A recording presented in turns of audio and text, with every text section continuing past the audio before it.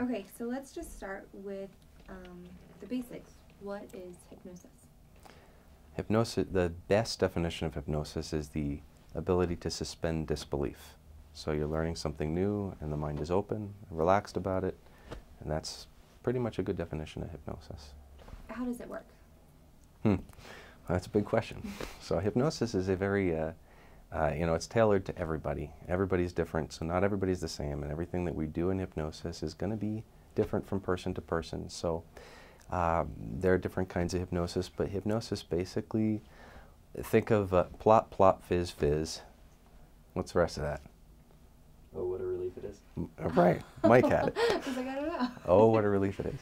So we know that because of repetition, and it's been, even though that ad hasn't been on the air for a long time, we know that through repetition and rhythm. And so that's the Alka-Seltzer, by the way. Plop, plop, and most people who have been around for the last, couple of decades know that. And that's just from good advertising. It's good from, and that's hypnotic advertising, actually. So that's one example. And advertising is an example of hypnosis, but it's also the color of your shirt is going to have an effect, or the color of your car or whatever. But hypnosis as a clinical thing is something where we're bringing you to relaxation. You're learning like a kid learns.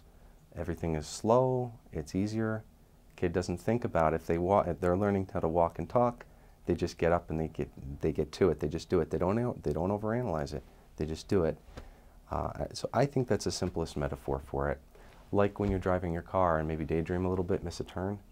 That's just like what hypnosis feels like. It's very normal and it's very natural. And you tend to be aware of what's going on when you're in hypnosis. Are there people it doesn't work for or it isn't right for? We have a line in the, when we do a hypnosis stage show, we say, okay, there's only 3 kinds of people who, the most common asked question about hypnosis is, who cannot be hypnotized? And we say, a person who's really drunk, okay, that usually gets a laugh. But I mean somebody, not somebody who's just had a couple of drinks, but somebody who's really plastered. They can't pay attention long enough to experience hypnosis. The other kind of person is a person with a lower IQ, and they're obviously maybe not going to be able to pay attention long enough to experience hypnosis. And thirdly, just the smart guy, the person who's trying to prove to me or to someone else that they can't be hypnotized. Obviously, that's not going to be a very good option. That it's not going to work very well in that case. But aside from those, if you're willing to pay attention, if you're willing to listen and learn, then it's a good, you can do it. Is it dangerous at all? Are there any dangers? No and yes. Okay. No, hypnosis is 100% safe when it's approached right. The only danger that there is a person not taking responsibility for what they're doing. Notice that mostly what we're doing here is we're actually teaching responsibility. We're teaching leadership. We're teaching how to pay attention and learn. So obviously it's a good idea for somebody to pay attention and be in a, let's call it, open, respectful frame of mind. A respectful frame of mind. Can you use it to make people do silly things, cluck like a chicken or act funny? Yes. Yes, we do. Okay, so yes, the answer to that is yes.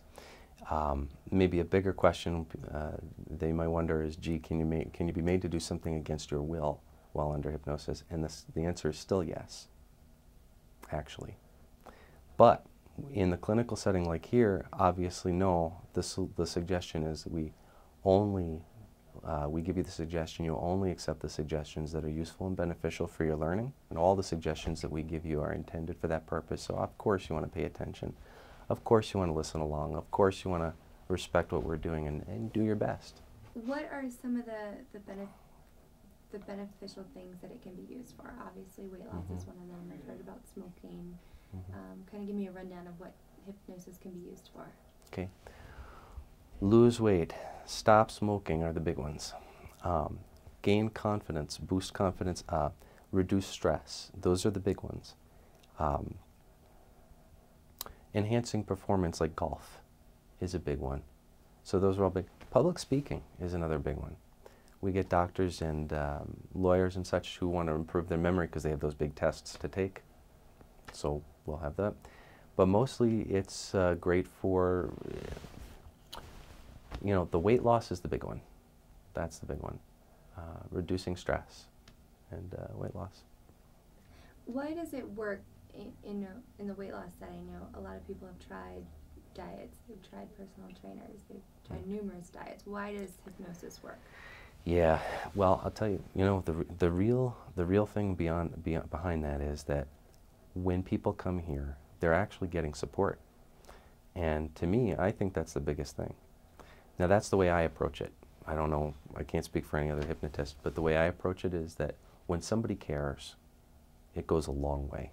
When somebody actually has their vested interest at heart, that goes a long way. In essence, and somebody might say, well, gee, what does that have to do with hypnosis? Well, when somebody cares, that matters. When somebody really cares, there's sincerity there, and they want to do well. That is hypnosis, actually. But it's also very much intimately tied to God, actually. And you know what I believe about that and how I teach that.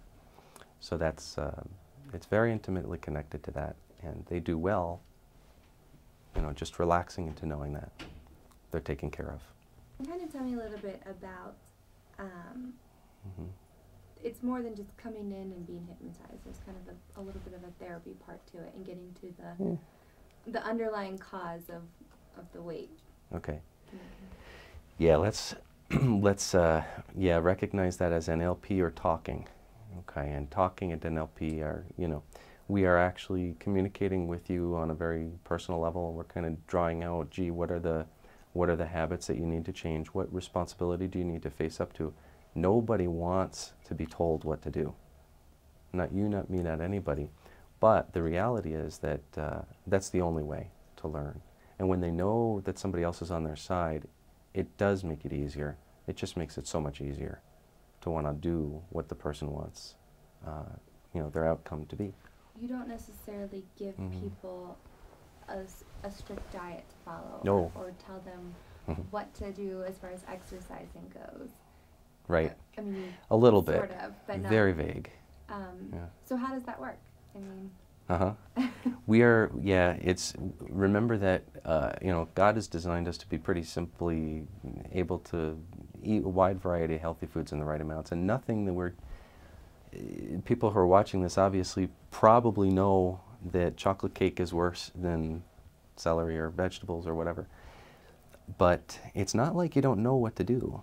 It's just making it easier and more on the fly, agreeable, natural, and you know, just make it make sense in your life and make it fit. That matters. So yeah, we recommend, you know, usually we're talking about brisk walking and things like that.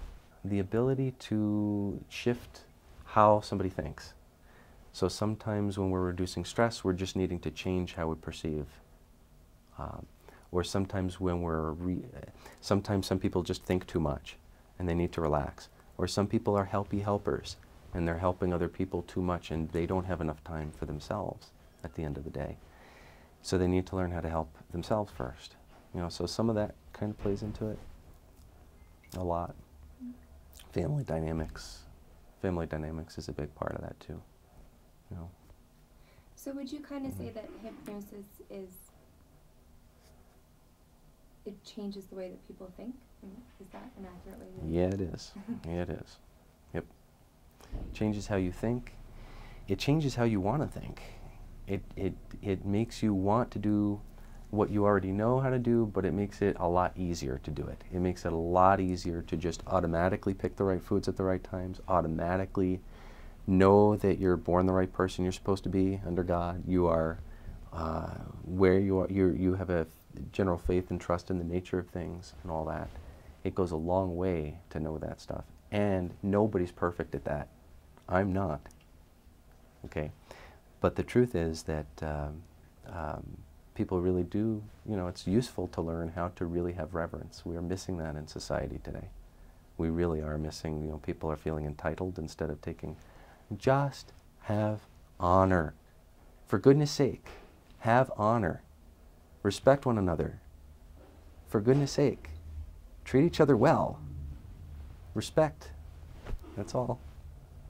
How many sessions does it usually take for someone to see results?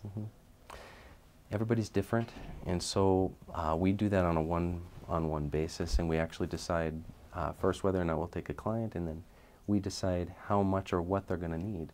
So sometimes the NLP or the NLP is everything outside of hypnosis that we're doing that is very structured.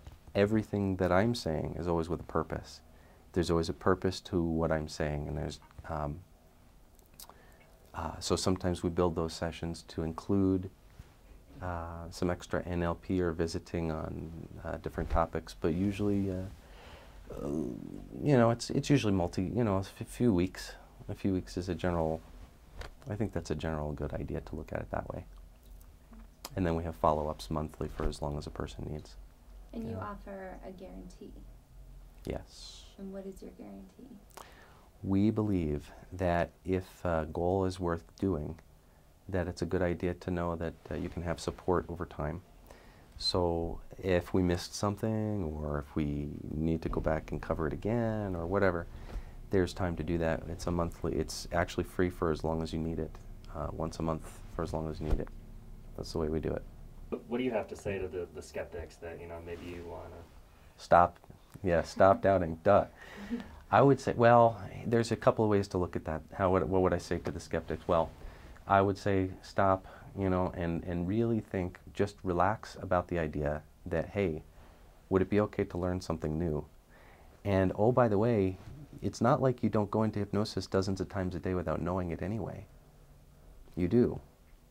But it's also, how do I put this? It's useful for you to, if you're a thinker like that, then you're probably very good at hypnosis because you're able to put your attention very, very much on what I'm asking you to do. Does that make sense? Yeah. So you're able to really focus on what we're asking you to do. If you want to learn how to relax, then this would be the time to do it. What does it feel like to be under hypnosis? Okay. It actually feels, it's very normal, very natural, and very relaxing. Much like if you've ever been reading a book and you miss like a couple of paragraphs and you go, gee, who was reading the last couple of paragraphs? That's normal. If you've ever been driving and miss a turn, it's normal. Everybody does it. Now, some people worry about that and go, gee, I should be paying attention. And some people go, oh yeah, I go home without even having to think about it. So everybody thinks differently about these things. Okay, can you see that? And still, it's totally fine to know that's normal. And your brain, you know, you're automatically good at driving. It's subconsciously competent. You don't have to think about it. That's the way we want your weight loss to be. That's the way we want your reducing stress to be, and your faith to be, whatever your goal. Can you get stuck in that state of mind? Yes and no. No, you will always come out of hypnosis. You will always come out of hypnosis just like you will always come out of sleep. You actually have to go through hypnosis to go to sleep and come through it to come alert in the morning.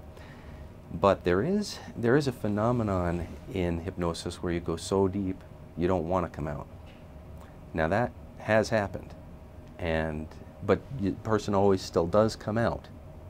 Okay, the person always still does come out, but there are a couple of kind of dare I say secret ways to make them come out of hypnosis. But no, you always will come out of hypnosis, and even if you are stuck there, quote unquote, it's still totally safe, and you would come out of it if you had to, like if there were an emergency or whatever. So are you usually aware of what's going on when you're under hypnosis? Yeah, you're usually aware of everything. Your mind may drift and wander, but have you ever been, you know the feeling of when you're coming awake in the morning and you kind of don't know if you're like fully awake yet or not, you know, it's like, it's somewhere in the middle, you know, that's very much like what hypnosis feels like. And so, yeah, you're hearing everything, but you're also able to sometimes drift off, and you may think you missed it, but your brain really got it. So do you always remember everything then? Yeah, usually you do. As I was hinting at before, the hypnosis shows sometimes, every once in a while, well, a lot of times, especially when we're doing younger people, like teenagers in a school or something, even though I give the suggestion multiple times during the show, you're going to remember it. Every once in a while, somebody says, wow, I don't remember anything. Why is that?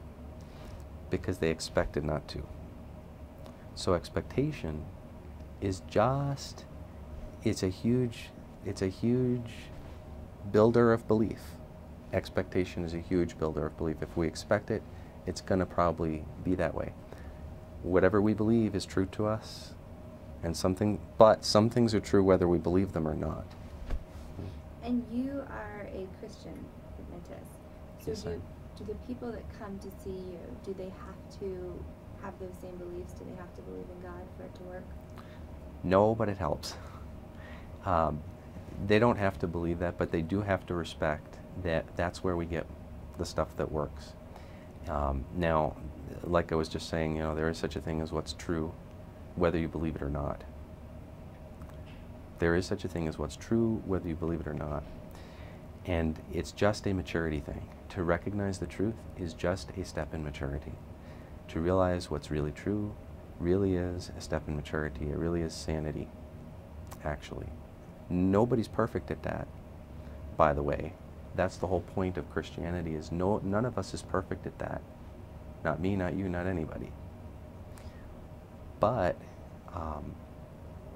I find it goes a long way, because it actually teaches us respect, it teaches us humility, it teaches us all the core stuff that really goes on in the human heart. And all leveling is recognizing, hey, it's okay to own up to what's really true, and just own up to it. And nobody really wants to do that, because nobody wants to be under accountability.